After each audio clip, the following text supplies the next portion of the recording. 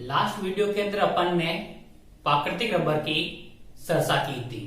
आज इस वीडियो के अंदर अपन वल्कनिक रबर और संश्लेषित रबर की बात करेंगे।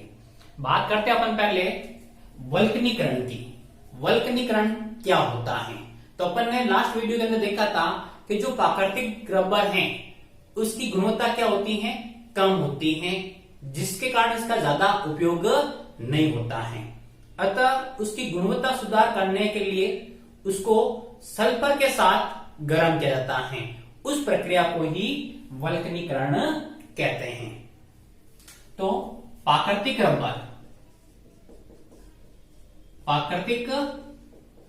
रबर के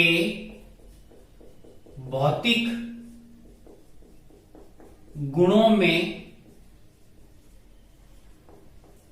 सुधार करने के लिए इसे गंधक यानी सल्फर गंधक के साथ गर्म करने की प्रक्रिया को वल्कनीकरण कहते हैं। सल्फर के साथ गर्म करने की प्रक्रिया को वल्कनीकरण कहते हैं और प्राप्त रबर को वल्कनीकृत रबर कहते हैं। सल्फर के साथ जैसे ही प्राकृतिक रबर को गर्म करते हैं तो क्रॉस बंध बन जाते हैं और क्रॉस बंध बनने के कारण उस रबर की जो मजबूती है, कठोरता है, वो अधिक हो जाती है। अपन ने प्राकृतिक रबर देखा था, उसकी संरचना की बात की थी अपन ने। इस तरह से यहां पर मैथिल समूह और आगे की तरफ CH और यहां आ जाता अपना CH2। यहां जहां डबल बॉन्ड था वो ओपन होकर इस सल्फर के साथ बंध बना लेता है। बीच में है सल्फर आ जाते हैं और सल्फर आने के कारण इनके बीच में क्रॉस बंध बन जाता है, जिस कारण ये और स्ट्रांग हो जाते हैं।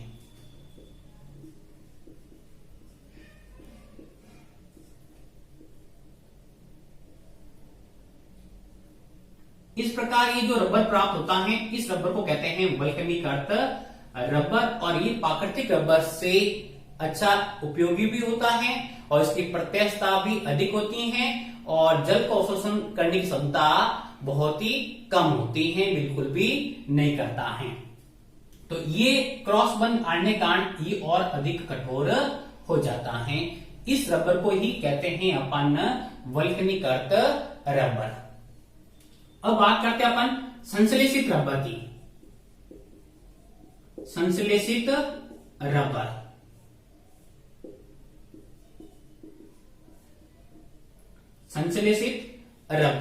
संश्लेषित रबर यानी ये कैसे होते हैं? मानव निर्मित होते हैं। मानव निर्मित रबर को ही संश्लेषित रबर कहते हैं। इनके जो गुण होते हैं वो प्राकृतिक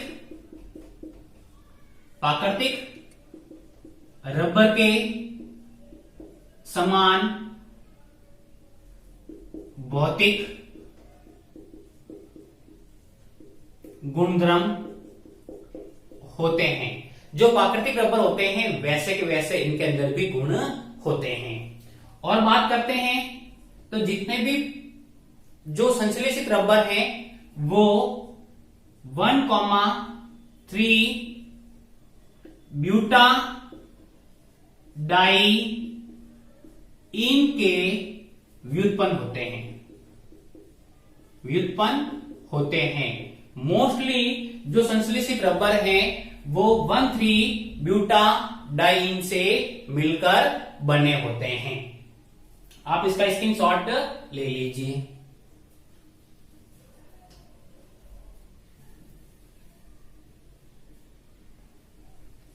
अब अपन संश्लेषित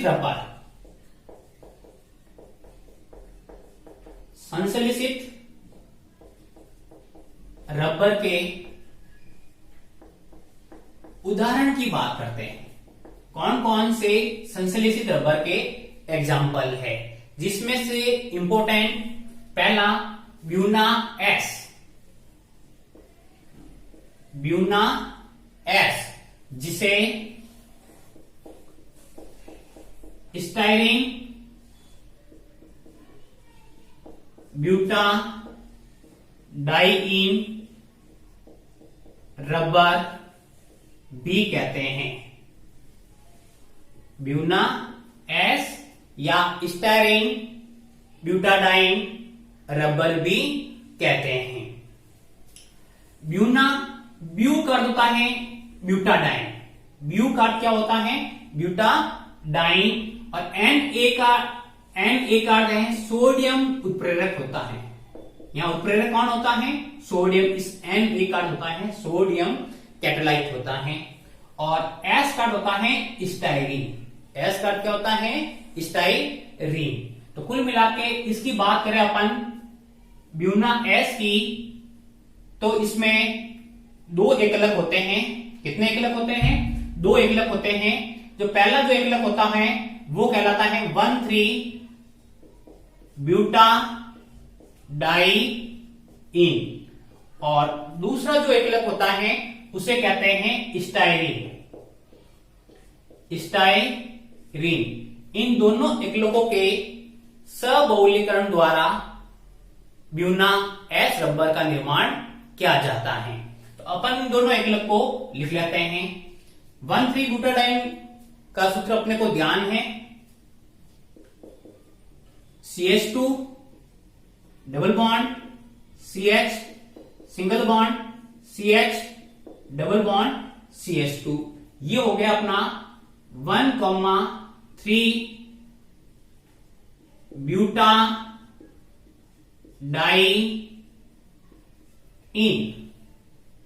अब दूसरा एकलक है वो अपने पास है स्टाइरीन, और स्टाइरीन का सूत्र आपने देखा था CH2 डबल बॉन्ड CH और नीचे की तरफ C6H5 होता है। ये कहलाता अपना स्टाइरीन।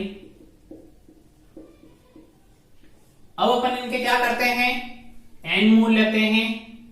ये इसका एन मोल और इसका भी एन मोल ले लिया अपन ने। अब अपन इसका बहुलीकरण कराते हैं। बहुलीकरण के अंदर भी सबहुलीकरण, कौन सा बहुलीकरण? सहबहुलीकरण। सबहुलीकरण क्या होता है? जिसमें एक से अधिक एकलकियां भाग लेती हैं। इसमें जो एकलक हैं वो क्या हैं? अलग अलग हैं। उस बहुलीकरण को कहते हैं सहबहुलीकरण। और सोडियम उत्प्रेरक के रूप में यूज करते हैं। सोडियम को उत्प्रेरक के रूप में क्या करते हैं? यूज करते हैं। इस कारण से इसका नाम पड़ा है ब्यूना। ब्यू का अर्थ है ब्यूटाडाइन और एन का अर्थ है Na सोडियम कैटालाइज्ड। जैसे अपन सब बहुलीकरण कराते हैं, इसके भी एन मोल, इसके भी एन मोल।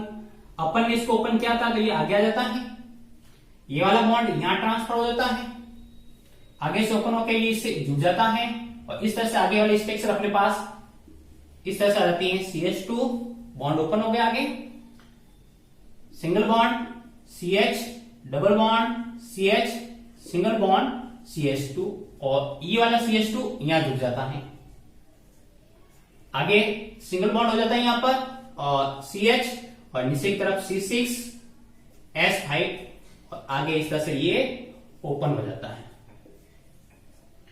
और इसके एन मोल। इसको कहते हैं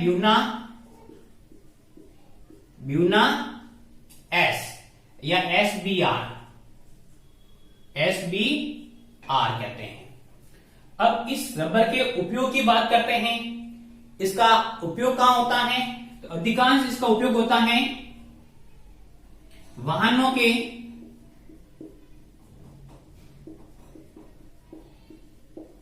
टायर बनाने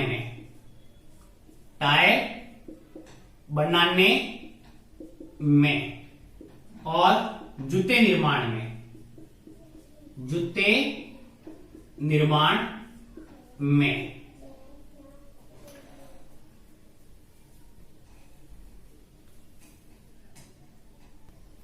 दूसरा संश्लेषित रबर है अपना ब्यूना एन। ब्यूना एन के एकलक 1,3 buta diene plus acrylo nitrile होता है, एक्रिलो नाइट्राइल होता है। इसके अंदर भी 2 एकलक होते हैं, यह भी सबहुलीकरण से बनता है। अब अपन इसके समीकरण बनाने की लिखते हैं। तो 1,3 butadiene CH2 double bond CH single bond CH double bond और CH2, ये अपने पास आ गया 1,3 ब्यूटा डाई इन। दूसरा एकलक है अपने पास acrylonitrile, acrylonitrile CH2 double bond CH, नीचे की तरफ आ जाएगा अपना Cl। इसके भी कितने मोल लिए अपन ने, N मोल, और इसका भी N मोल ले लिया। 2 अलग अलग एकलक हैं, तो अपन यहां लिख सकते हैं, इसका अपन क्या करा रहे हैं, सबहुलीकरण, सबहुलीकरण कराएंगे। सबहुलीकरण कराने के बाद ये दोनों क्या हो जाएंगे, ऐड हो जाएंगे योगात्मक बहुलकन द्वारा। योगात्मक बहुलक के अंदर अपन देखा था असंतृप्त अणु। असंतृप्त अणु का अर्थ है जिनमें डबल या कौन सा बॉन्ड हो, ट्रिपल बॉन्ड हो। तो इन एकलकों के अंदर डबल बॉन्ड है, असंतृप्त अणु है, और असंतृप्त अणु के अंदर योगात्मक बहुलकन होता है। यहां अपन इसको लिखेंगे वापस, वही बॉन्ड आगे वाले प्रोसेस सेम टू सेम चलेगा। तो ये इस तरह से CH2 single bond CH double bond CH single bond CH2। अब फिर ये वाला एकलक यहां जुड़ जाएगा CH2 सिंगल बॉन्ड CH, और ये आगे से ओपन हो जाएगा और नीचे की तरफ आ जाएगा अपना CN, और इसको अपन इस तरह से कोष्टक के अंदर बंद कर देंगे और यहां अपन N लिख लेंगे। ये जो बना है इसको कहते हैं Buena N, Buena N rubber. इसके उपयोग की बात करते हैं, उपयोगी तो तेल संग्रहित, तेल संग्रहित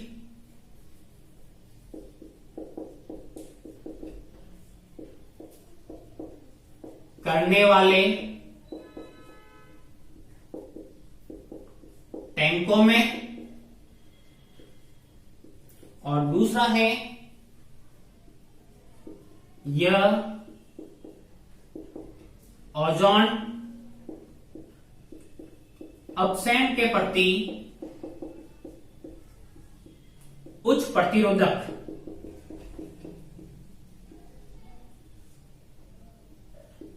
प्रतिरोधकता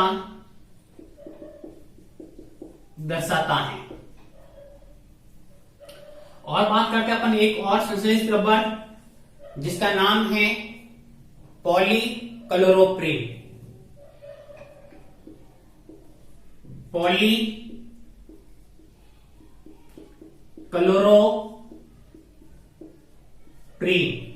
जिसको नियोप्रीन भी कहते हैं, नियोप्रीन भी कहते हैं। बात करते हैं इसके एकलक की, यह क्लोरोप्रीन एकलक के समबहुलीकरण द्वारा, समबहुलीकरण द्वारा बनता है। सम का अर्थ होता है एक ही प्रकार के एकलक इकाइयां हैं जो भाग रहती हैं। क्लोरोप्रीन का सूत्र अपन ने देख रखा है, CH2 double bond CH single bond CS की जगह अपने यहां C और यहां पर अपन जोड़ देते हैं इसके अंदर Cl और यहां लगा देते हैं अपन इसके अंदर CH2। ये अपना है क्लोरोप्रीन।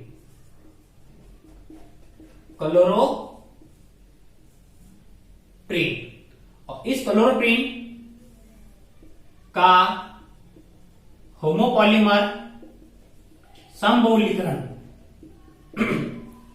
कराते हैं। ये वाला बॉन्ड यहां आ जाएगा और ये वाला बॉन्ड यहां शिफ्ट हो जाता है। CH2 CH डबल बॉन्ड और ऊपर की तरफ Cl और आगे आ जाएगा CH2 और ये इस प्रकार से ओपन हो गया। इसके अपन N मोल ले लेते हैं। ये जो बना हुआ है इसको कहते हैं पॉलीक्लोरोप्रीन। पॉलीक्लोरोप्रीन